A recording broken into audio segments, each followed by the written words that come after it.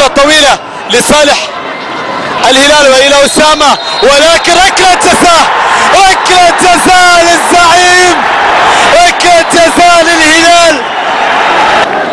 ضربة جزاء هناك في الغرافة، جنونه يضيع ضربة جزاء، وهنا ضربة جزاء، ونتمنى الثالث، نتمنى الثالث.